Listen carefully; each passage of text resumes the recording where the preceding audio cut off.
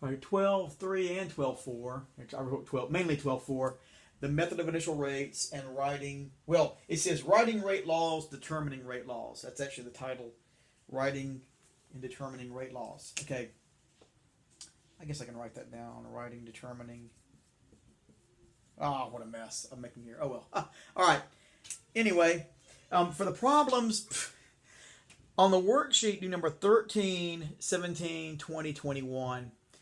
I mean, I know it might get to be kind of a lot. 13, 17, 21 at least. I think it's good to do 20. If you really want to if you want to read 20, you can skip it. I know it's funny. Why would I say, here are the problems, but you can not do that one. I would recommend at least do that one. There are several on there, and the more practice you get, the better you get at this stuff. You know, in the end, you will one day get the answer keys of this stuff before a quiz comes about, and then you might be able to sit down and try them on your own again. This is a big deal. This is a problem that is, in this chapter, there are two very big problems that are on the AP exam very commonly. It's like one year they ask this type, and then one they ask the one we'll talk about in another lesson. So this is a very big one in this chapter. So you have a lot of practice, and you'll kind of see why you want to practice them. It has to do with reading data, working out problems. So anyway, it talks about writing what's called a rate law. Now, I mentioned in the earlier videos that a rate, we measure rate by the change in molarity, or change in concentration of the reactant divided by the change in time. Well, there is something called the rate law. And what a rate law is, it's like, how would you say this? I'm trying to think of where we've done the same kind of thing before. Well, you customize a little equation just for that particular chemical reaction. That's what it is. It's an equation that describes the rate for that particular chemical reaction. And it's customized. So here's a general form of it. Actually, I don't even really like the way it is under 12.3. This probably came out of the textbook. But we can say rate equals K times A. Sometimes they'll even put A. Well, I'll put A to the X, B to the Y, and then it could be etc. Like it could be C to the Z if you had that. Okay, but I'll just put A and B. Normally there are only two things, but there can be three, and I'm going to do one with three in a moment. So the rate of reaction is equal to K, the concentration of reactant A, times to the X power, times the concentration of reaction B to the Y power. So, you know, that might be a reaction like A plus B, or 2A plus B gives you, BA squared, BA2, whatever. Well, I don't know. That could be the chemical reaction, and that would be a general form for it. Now, how do you figure out what X and Y are? Because those are exponents, and you think, oh boy, exponents. That sounds like logarithms maybe. And yeah, a little bit of that is involved later in the chapter, but not in this section really, not really in this section. You can get around it in this part.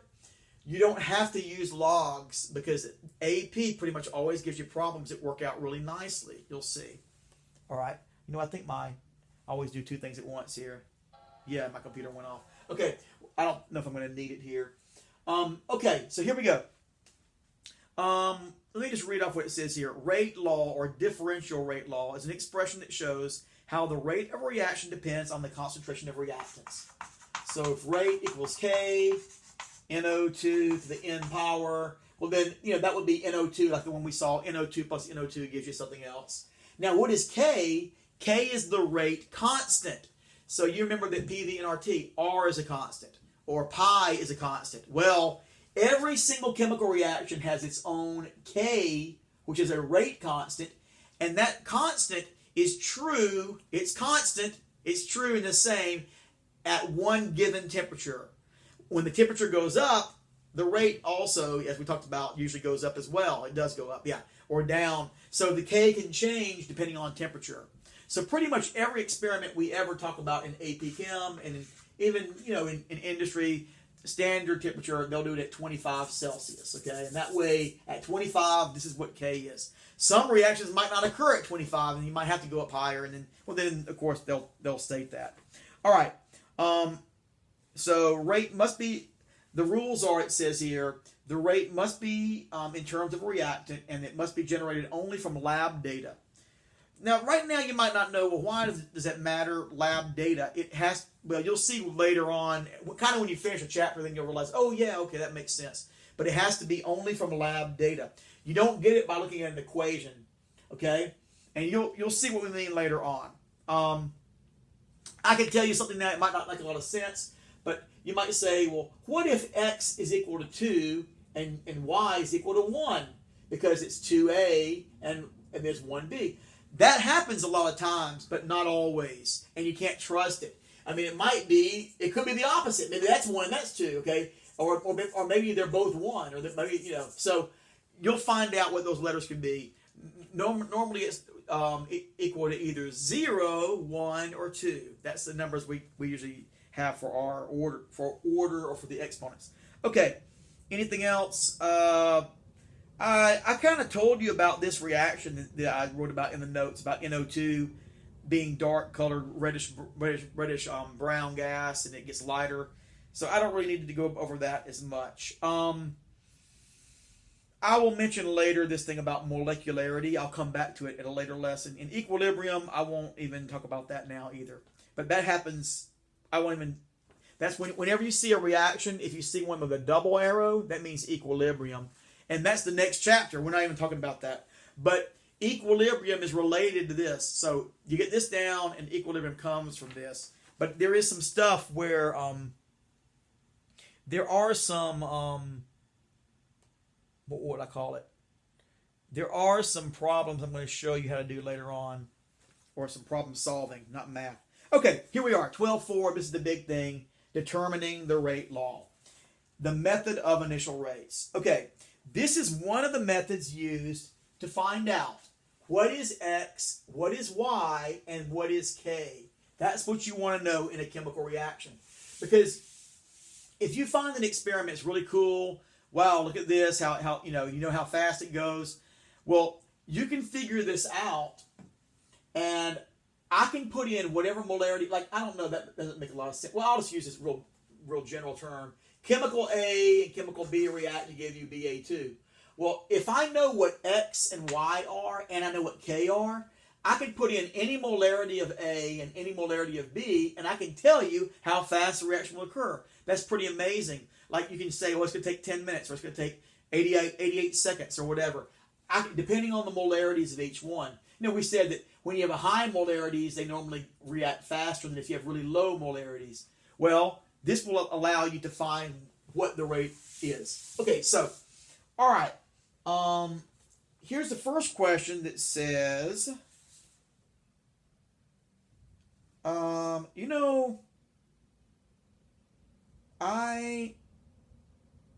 almost don't want to do the first question, but I guess I will. All right, I'll write it this way. It says experimental data shows that, experimental data for several experimental runs of the following reaction is provided below. All right, now this has ammonium ion with a nitrite ion reacting to give you nitrogen gas and water. Okay? Now, they do this experiment in 3 experimental runs. And I guess I will do this one first. I'm going to probably do 2 of them for you. So, all right, ammonium, sorry about that, plus should go in there, molarity, nitrite molarity, and then they'll put initial rate. So I'm going to have to write down a whole lot of info that you'll see on your paper as well. All right, so what does this mean? Well, in order to figure out what is X and what is Y and what is K, you have to strategically design an experiment where you change the molarities of each chemical. And this will make sense after you've done a few problems. So you have to do at least maybe 3 trials at minimal, I guess. So in this experiment, we start out with, this means molarity, concentration, molarity. 0.100 mole per liter. And it even says mole per liter underneath it there. Always pay attention to the units are always usually written up here. And a lot of times on AP, they only write the units there, and then they give you numbers. And they ask you for units in your answer. So you might have to look at the chart and want to make sure you know how to read a chart and find, oh, it's mole per liter. So mole per liter, 0.100, 0.100 mole per liter in that experiment number 2. But in 3, they doubled it. In this one, 0.0050, 0.010, and 0.10. Now, in experiment number 1, maybe one group did 1, and another group did 2, another did 3, or you did all 3 of them yourself. It took, the rate was, and it was in mole per liter. Now, the rate is measured in the change in molarity per change in time, okay? So it's mole per liter per second. Isn't that weird? It can also be written as molarity per second, molarity per seconds, like mile per hour, no, molarity per second. Or, watch how they also write this. Mole per liter second means mole, liter -1, second -1. This is the one they prefer to use a lot on the AP and in physics and all that. They write mole per liter per second this way. Mole, liter on the bottom, second on the bottom. So, because algebraically, mole per liter divided by second is actually equal to mole over liter second. So you can also write it that way. I mean, I really don't ever see it written this way. You could write that, but this is almost never written down that way. But this means the same as that. Okay? Mole per liter, it ends up going to the bottom. That is written that way sometimes. And for that matter, it could also be written as molarity S -1, because that's on the bottom, times, S molarity times liter -1, second -1. That's the most common that I would use. Okay, here we go. What is the rate? In the first experiment, it's 1.35, 10 to the -7. The second is 2.70, 10 to the -7. And 5.40, 10 to the -7. Now, okay, so here's what I'm going to do. I'm going to show you, there are some shortcuts to doing this, but I'm going to show you the full blown out way to do it. Okay, so for this equation, rate is going to equal, I hope I've got enough space for this. Oh boy, I think I will. I might have to erase things if not. Rate, I'm going to go over here. For this experiment, the rate is going to be equal to ammonium concentration, well actually K times ammonium concentration to the X power and times nitrite concentration to the Y power. So remember, your general form is K, A, V, A to the X, V to the Y, and we'll add in a C, C to the Z, and if you have more, you could even do more, but they don't give you that equation on the AP, by the way. So you have to know this equation, and this is the format. So I only had 2 reactants here, so I just put in, AB is all I needed. All right, now, what I'm going to do, I'm going to pick 2 experimental trials, and I'm going to pick them in a strategic way so that I can cancel out one of my reactants. Look at this, 1 and 2 work out good because these 2 will cancel. You'll see what I mean in a minute, but these 2 will not cancel. I want to make sure I copy my numbers right. There's another thing strategic you should do. When you plug in your numbers, use the higher number first. So I'm going to use the rate for trial number 1 and 2, but I'm going to put, since trial 2, 2.70 is a bigger number than 1.35, I'm going to put trial 2 over trial 1 to divide, and you'll know what I mean by in a moment. Experiment number 2 divided by experiment number 1. Okay, for experiment number 2, the rate is 2.70, 10 to the -7. Okay, for experiment 1, it's 1.35, 10 to the -7. Now, I don't even need the -7s, they're going to cross out in a minute. Okay, I'm kind of messing up a little bit here. Not messing up, but running out of space. So next equals K on the top and K on the bottom. Now here's the thing. K is a constant for this experiment. So it's the same for each one. It's going to cancel out. You'll see in a moment. So the rate of experiment 2 is equal to K times, now I'm going to put in, for ammonium, I'm going to put in 0.100. Because experiment number 2, ammonium. Oh, and by the way, okay, it starts out being, this is the initial concentration. When you see a little 0 or a naught sign there, that means initial. The initial molarity to begin with was 0.100 for this. Well, in experiment number 1, it's also 0.100. So I'm going to put 0.100. Now, both of them will be the X power. We don't know what X is. We're going to figure that out. For nitrite, I'm going to put in 0.010 here to the X power. And I'm going to put in 0.0050. I'm sorry, to the Y power. I need to be doing that Y power and Y power there.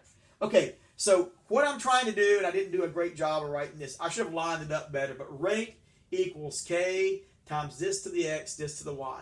Now I'm going to plug in the rate for number 2 experiment, all of it, this number and this and this. For number 2, K, 0.100, 0.010. And then for the other experiment, 1.35, 0.1, and 0.0050. Make sure you don't mix up any numbers. So it's kind of like the thermo chapter in that sense. Now, let's do the math. Okay, so actually you can almost do this without a calculator, right? 2.70 divided by 1.35 is 2. 2 is equal to, now the K's are going to cancel. And another thing's going to cancel, isn't this great? 0.100 to the X power divided by 0.100 to the X power. So what it says is the rate doubles. 2 divided by the 2, rate number, experiment 2 divided by 1, when nitrite does this, and it looks like it also doubles. So 2 equals 2 to the Y power. I mean, if you wanted to put that, you could.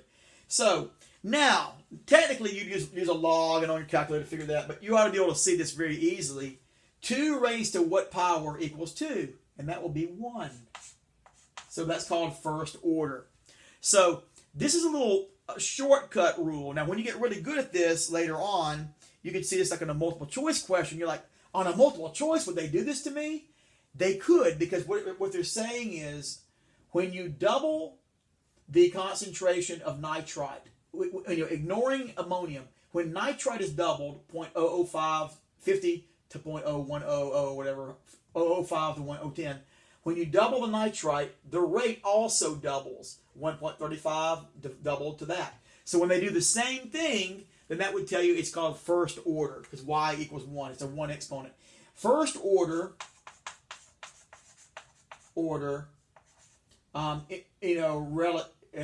first order with respect to NO2. So this reaction is first order with respect to NO2. What that really means is that Y is equal to 1. Now we got to find out what the other one is. But we'll keep that one there now. All right, so then to figure the other one out, the shortcut way might be to do this. Notice I can now use 2 experiments where this one stays constant, but where nitrite is constant, but not the other. So see, it's not a coincidence. These experiments were designed on purpose that way so that will be able to cancel out. But you notice, if that stays the same, look at here, from 2 to 3, I go from 0.100 to 0.200. I double the concentration of ammonium, and then what happens to the rate? 270 to 540? It also doubles, so it's also going to be 1. Okay? But to show you the math, okay, 3 over 1, I'll try and go quick. So 5.40 over 1.35. Now, I could even, oh no, not 1.35. I'm going to use 3, yes and no. No, I'm not going to do it that way. It can be done that way, but I'll show you the next one. But 3 over 2, because that way this will cancel out. 5.40 over 2.70, and they're both times 10 to the negative. Oh, well. 10 to the negative 7 equals K over K. Then for the ammonium, it's going to be 0.200 over 0.100. Now, again, I want to tell you, I'm going to put the higher number rate, 540 over 270, not the other way around. Because if you did it the other way, it will work, but you might get out fractional numbers. it's really easy at the end of a problem when it says 2 equals 2 to the x power. That's really easy. But if you see 0.5 equals 0.5 to the x power, or like 0.49 is 0.52 to the x power, sometimes it's not as clear when you see fractional numbers. So I try to do that, and sometimes it's going to happen anyway. But okay, so 2.200 over 0.100, that's going to be x over x. And then for the nitrite, the 0.010 is going to cancel out. All right, and so now the k's cancel. I really canceled that one out. So 540 over 2.70 is 2. Technically 2.00 with my sig figs. Well, it won't matter really here. Then that divided will give you also a 2.00 to the x power. So 2 equals 2 to the x, so you get x equals 1 also. So it's first order with respect to nitrite and first order with respect to ammonium. You know, if you really feel good about, well, you don't even see a problem like this. I'm going to have to go through the other one as well. But sometimes it just takes some work. I would love to just skip to the other one. But okay, now, what they want you to find now is what is the rate constant, and then write the correct rate law. The rate law, when they say write the rate law, was that on my paper? What is the rate law? That was letter question A. Determine the order for each reactant and the overall order of the reaction. Okay, so we just did that. This is all number 1. The rate law equals K times ammonium to the first order power, first power, and then times nitrite concentration to the first power also. The overall order is 1 plus 1, 2. Overall order, 1. So you say it is first order with respect to ammonium. It is first order with respect to nitrite. It is overall, 1 plus 1, second order overall. Now, to find the rate constant, here's what you have to do. First, you have to take, you can take any trial that you want, and you're going to plug the numbers in. And I usually like to pick some where the numbers might be easier to work with mathematically. I don't know. Maybe on this one it's easier. The 200 and no, 0.1s. Ones are easier to deal with. Okay, well, this will take the easiest one to mess with. Okay, so mess with. I'm going to put in 2.70 times 10 to the negative 7 equals K. We don't know what K is. Times. Now I'm doing this from number 2, experiment 2. 0.100 to the first power. Now I know it's first power times 0.010 to the first power also. So now let's just do some math here. 0.100 times 0.010 is 1 times 10 to the negative 3. So 2.70 10 to the negative 7 equals K times 1.00 10 to the negative 3. Okay, now divide both sides by that. 1 times 10 to the negative 3. And 2.70 10 to the negative 7 divided by 1 10 to the negative 3 is 2.7 10 to the negative 4. 7D times 10 to the negative 4 equals K. But we are not finished. They want also for you to have the units of this stuff. So to get the units, here is what you've got to do. Now, I tell everybody to do it as I'm going to show you here. And I've got a chalkboard. It'll be a little bit easier for me. So, I am sorry that I wrote a 7 there. It's a 4. 2.70 10 to the negative 4. I was talking about how I'm using ones. That makes it easier. And I could have done it without a calculator, and I wasn't even paying attention. Okay, when you want to find the unit, here's what I recommend you do.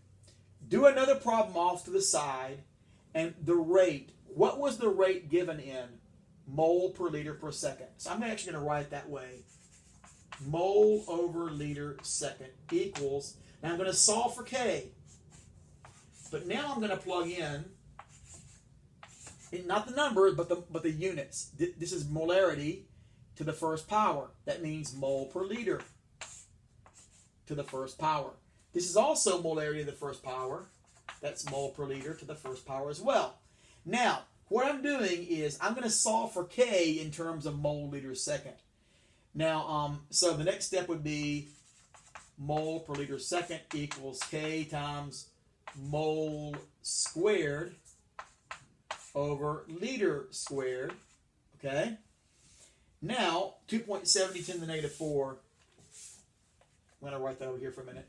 2.70 times 10 to the negative 4. And I got to put my unit. Now what I'm going to do, and I like to use another color since I have that, I'm able to do that here. If I want to get rid of, if I want to isolate K and get rid of mole squared over liter squared, I'm going to multiply this by the inverse, or reciprocal. Is that how you say it? Wait, liter squared over mole squared. If I multiply this by liter squared over mole squared, it'll cancel that out. But if I multiply this side, I've got to also multiply this side. Now, when I do that, liter squared cancels liter squared. Mole squared, mole squared. Now I've got K. And then on this side, look what I've got. I'm going to have liter squared mole over mole squared liter. All of this. Now, you know, you could take another step and put liter squared mole over mole squared liter S. Or you could just go on and do it right here. Okay, if I take away this liter, then on the top I take away one of the L's. So, you know, so that's liter. So I take away one L. Or I can just make the two a 1. So liter on the bottom, take away 1 liter here. Mole on the top, take away 1 mole down here. Make it mole 1. And then second just stays there. That's some bad looking S. Okay, so liter over mole, or mole negative 1, second negative 1. That's what K is in units. So the correct answer, I would go back, I ran out of space, but I'd go back to my answer and I'd write down K equals 2.70 10 to the negative 4 liter mole negative 1 second negative 1. That is the correct answer right there. K equals 2.70 10 to the negative 4 liter mole negative 1 second negative 1. And they give you, most of the times on the AP questions, you get 1 point for the math answer and 1 point for the units. So they really want you to know how to get these crazy units. And one reason they do, this is the toughest chapter in terms of units. And if you can do units in this chapter, you can do units in any chapter. Okay, so that is the first problem, which a lot of times I skip. But you know what? I didn't skip it this time, but maybe it's a good thing for our online lessons, because the other problem will take me a little bit more time to go through. I'll just have to wait, and I'll have to make a part 2 on that next problem video. The next problem is a mega problem, and it's probably the better one. And I'll make that in just a moment. I got one more thing I got to do. I don't know when I'm going to do it, but hopefully later today. I'll see you guys. All right.